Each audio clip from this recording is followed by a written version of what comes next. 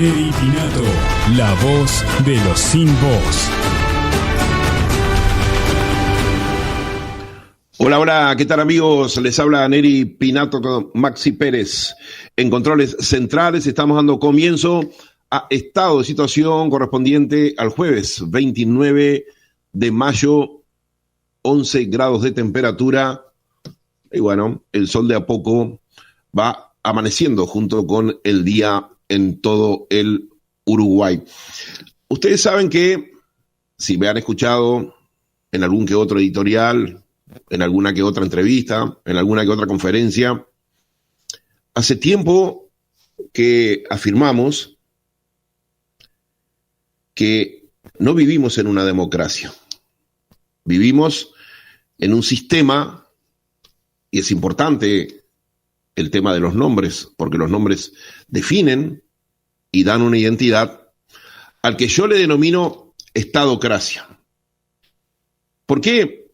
Porque en una democracia el esquema fundamental en la relación entre la estructura de administración política de un país, que es el Estado, y sus habitantes, que es el pueblo, junto con el territorio, las tres estructuras fundamentales de un país, en un sistema democrático, el Estado está al servicio del pueblo y la satisfacción de sus necesidades. En un sistema estadocrático se invierte esa ecuación y es el pueblo que está al servicio de las corporaciones que manejan al Estado, que básicamente son tres: la corporación política, la corporación sindical y el cuerpo gerencial que maneja todos los resortes burocráticos del Estado y que es sempiterno y que tan solo va cambiando sus integrantes en la medida que esos integrantes se van jubilando.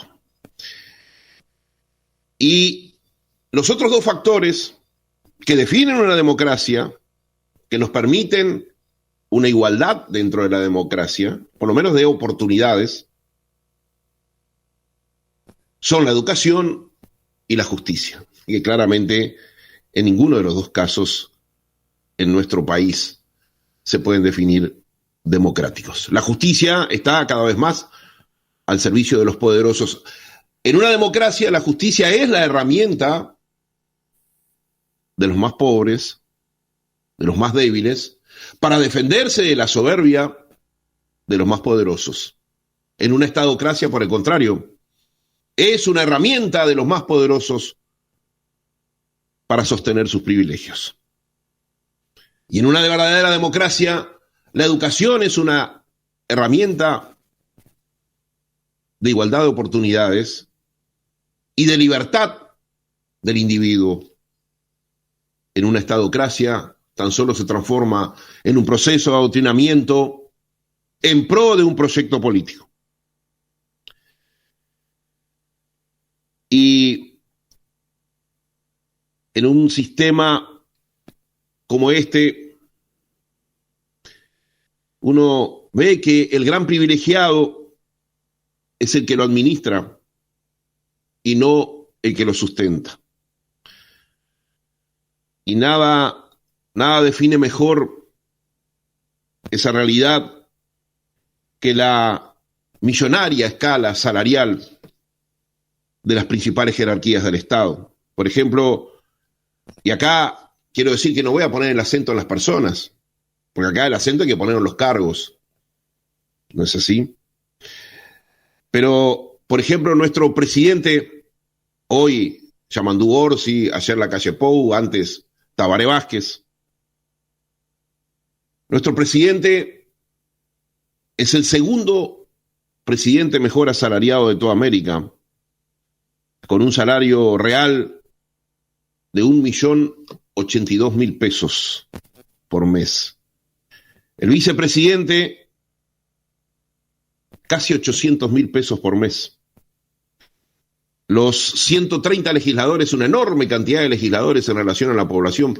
Por ejemplo, Brasil no llega a 600 legisladores, o sea, 5 veces más menos de 5 veces más que Uruguay, a pesar que tiene 72 veces más población. Nuestros legisladores tienen un promedio salarial de casi 400.000 pesos. Yo sé que las personas que ocupan esos cargos, que me están escuchando, podrán decir, no, pero lo que recibimos en mano es mucho menos. Pero para el pueblo uruguayo el costo es el mismo. Los jueces y fiscales, con salarios también en torno a los 400.000 pesos. El gerente del Banco de Previsión Social, con un salario de unos 500.000 pesos. El gerente del Banco República, igual. Los gerentes del Banco Central, con salarios en torno a los 600.000 pesos. Los directores de los entes, con salarios en torno a los 300.000 pesos. Los intendentes, con salarios entre 300 y 600.000. Los más de 200 directores generales, con salarios promedios de 200.000 pesos. Los 136 alcaldes, con salarios promedios de 120.000 pesos. Estos salarios, que si uno los compara con lo que se les devuelve de dinero, según datos de la ONAJPU, al 72.7% de los jubilados que reciben en manos menos de 30.000 pesos por mes. Uno tendría que decir que la relación entre un salario político profesional promedio y lo que recibe un jubilado es casi de 10-1. Entonces, ¿cómo podemos seguir sosteniendo que vivimos en un sistema que lo que menos hace es definir el nombre con el cual pomposamente nos mostramos ante el mundo como una democracia? Pero no solamente el tema de los costos salariales y los costos del Estado, ayer lo hablábamos con César Vega. El Estado el año pasado llegó a un costo anual de unos 26.000 millones de dólares, lo que representa, para que a usted le quede más clara la cifra, cerca de 40.000 pesos por segundo para funcionar. Pero no solamente el tema, les decía, de los costos salariales. Las obras que el Estado encara claramente es una financiación de la corrupción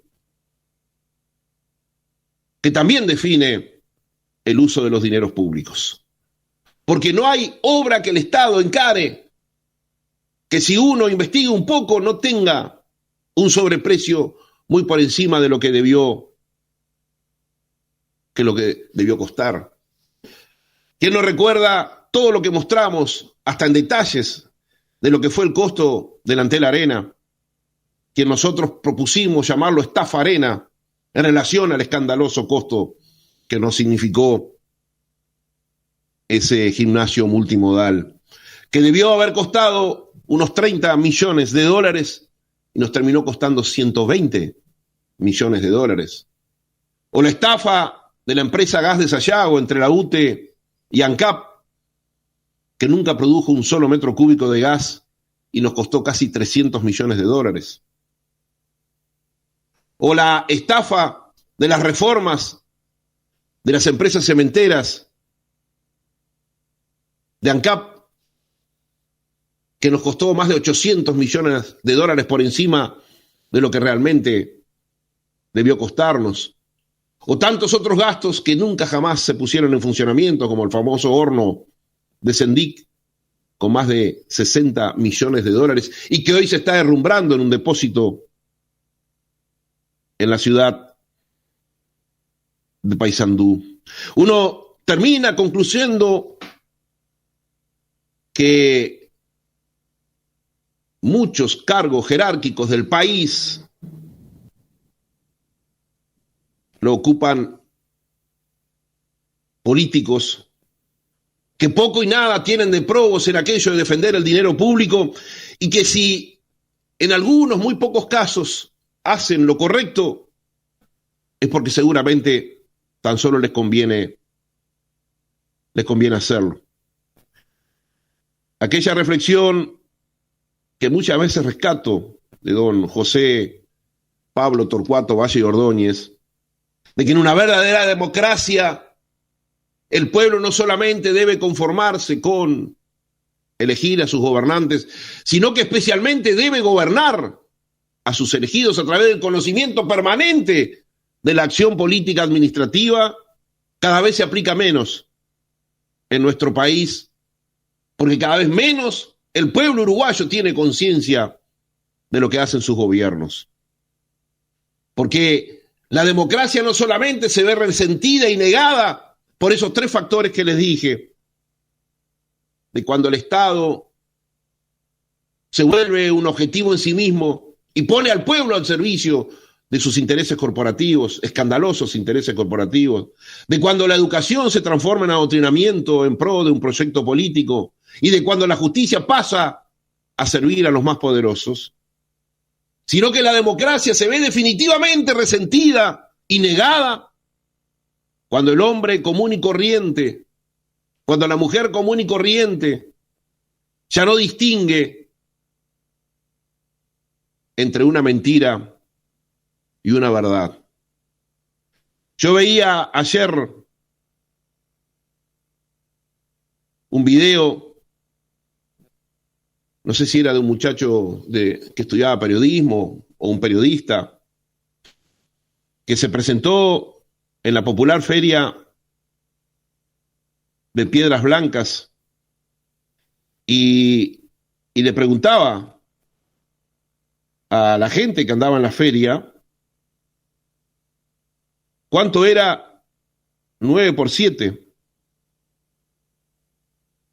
Y nadie.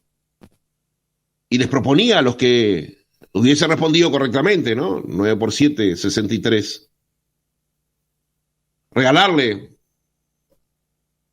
un premio por decir correctamente la cifra, y nadie supo responderle, de todos los que él entrevistó, que era una buena muestra de la cantidad de gente que había en la feria, nadie supo responderle que era 63. La mayoría lo miraba asombrado al periodista, como diciendo, ¿qué me estás diciendo? ¿O qué me estás preguntando? No le estaba preguntando la fórmula del carbono.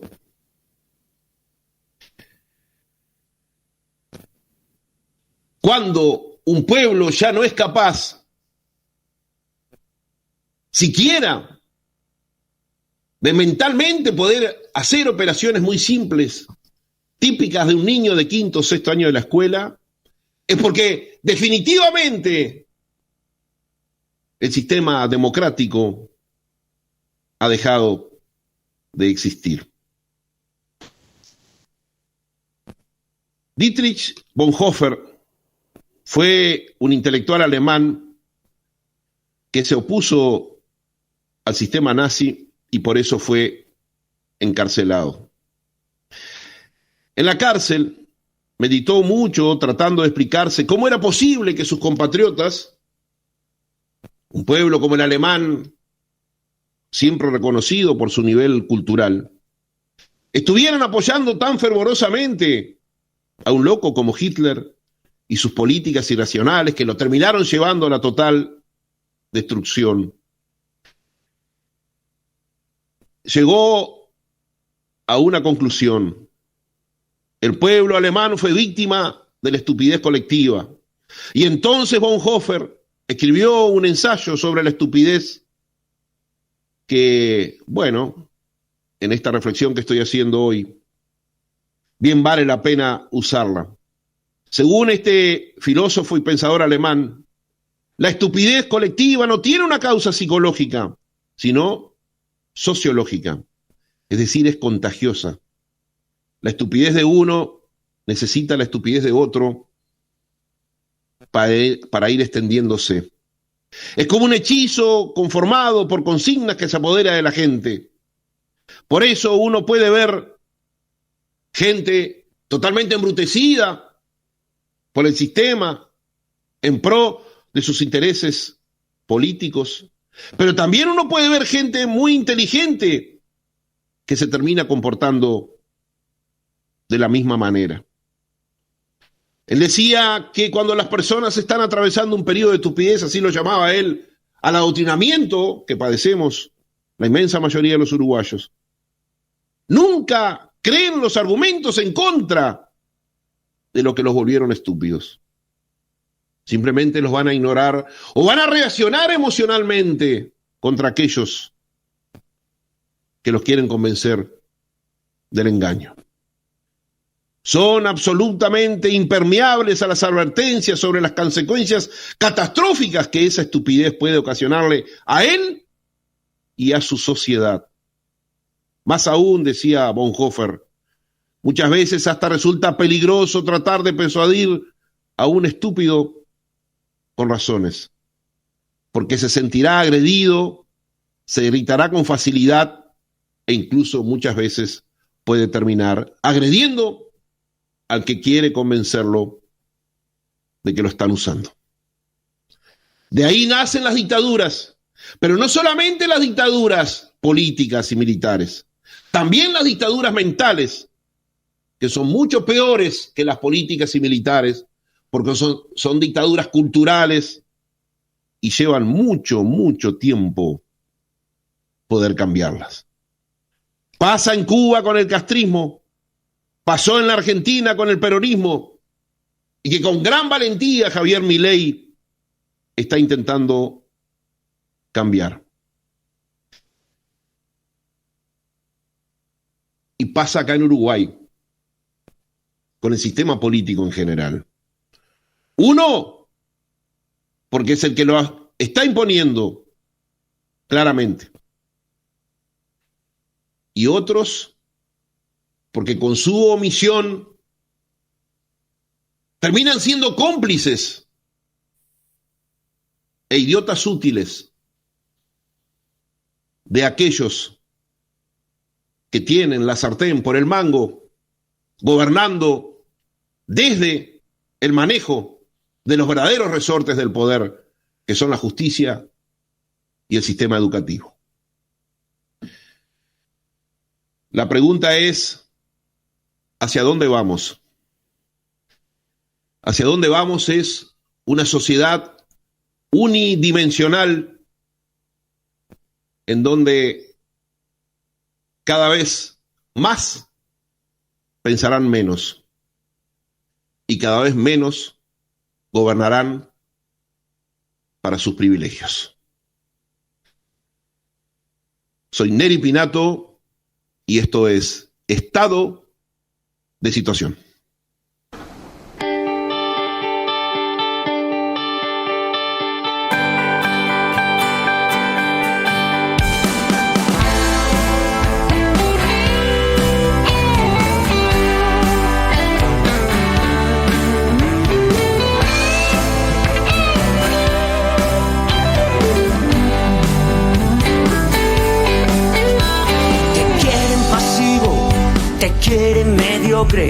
Te quieren sin brillo y vestido de gris, inofensivo, anestesiado, que no se te ocurra pensar demasiado, que seas paciente dentro del rebaño, intentan que sueñes con ser funcionario, te quieren sumiso y sin pretensiones, más allá de un plan de pensiones. No quieren que arriesgues, no quieren que emprendas, no quieren que orines fuera del tiesto. Te quieren blandito y que no te des cuenta que pagas sus vicios con tus impuestos. Pero no te quieren, te necesitan, pero no te quieren, pero no te quieren, te necesitan.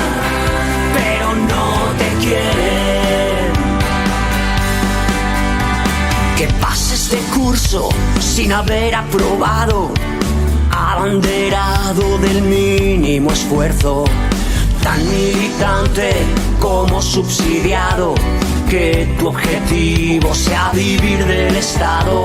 Te quieren cobarde, adoctrinado, te necesitan pobre y sin ilusión, vago votante y con muy pocas luces, gritando gol delante del televisor. No quieren que seas independiente, que estudies, que estés preparado. No quieren que escuches lo que ellos no dicen, borrego dócil programado. No quieren que arriesgues, no quieren que emprendas, ni el significado de honesto. Te toman por tonto y no te das cuenta que pagas sus vicios con tus impuestos. Pero no te quieren, te necesitan, pero no te quieren, pero no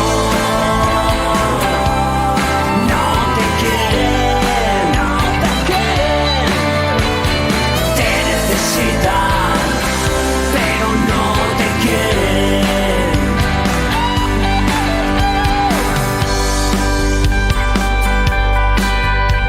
No quieren que estudies, que estés preparado, que no se te ocurra pensar demasiado.